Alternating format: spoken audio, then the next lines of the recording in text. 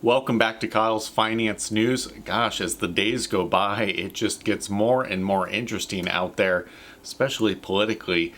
The S&P 500 today bounced a solid 1%, performing better than compared to the outlook that we were left with the end of last week. A number of big earnings still to come out this week. We have Tesla, Google, Spotify, just to name a few.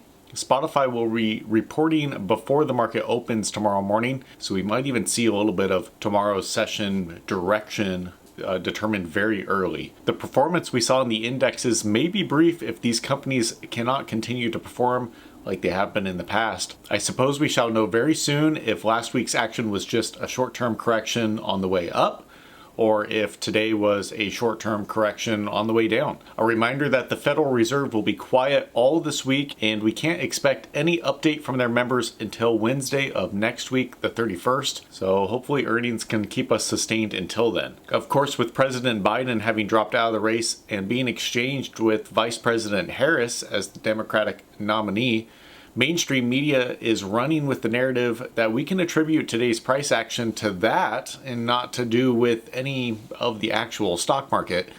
Stay tuned to markets before and after the close tomorrow. I expect we will see some good movement tied to earnings and not anything else. Now, changing topics from the indexes over to individual stocks, AMC has taken away some of the spotlight from GameStop today as they announced that they have reached a restructuring deal with creditors that delays what would have been about $1.6 billion of debt that needed to be made good on in a relatively short time frame coming up here.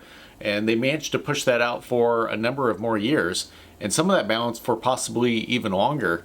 Theater attendance is still below pre-pandemic levels, which I find pretty concerning for the company regardless of when their debt is ultimately due by.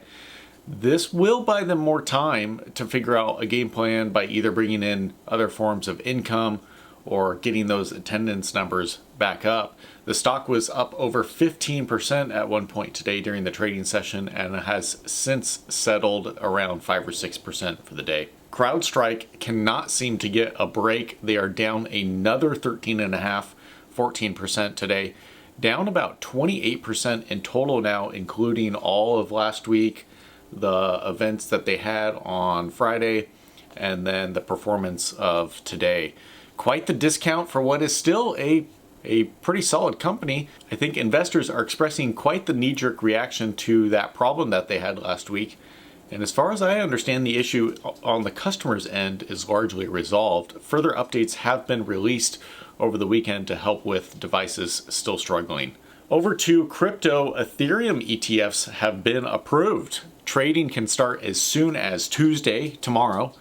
The SEC gave the go-ahead to BlackRock, Fidelity, Grayscale, and a few others today. This will allow the second most valuable cryptocurrency to be included in 401ks, IRA accounts, pensions, etc., with Bitcoin having been approved for ETFs some 6 months ago, and now Ethereum being approved. This could be kicking off a real snowball effect with the approval odds of other cryptocurrencies seeking to also have and apply for ETF status. So hopefully more to come with that. I know Solana was seeking to have been included in some ETFs here, and that might be the next major one that we end up seeing. That's all I have for today. Thank you so much for watching. Please consider liking and subscribing. Stay tuned for those big earnings tomorrow, and I will be reporting after market close then.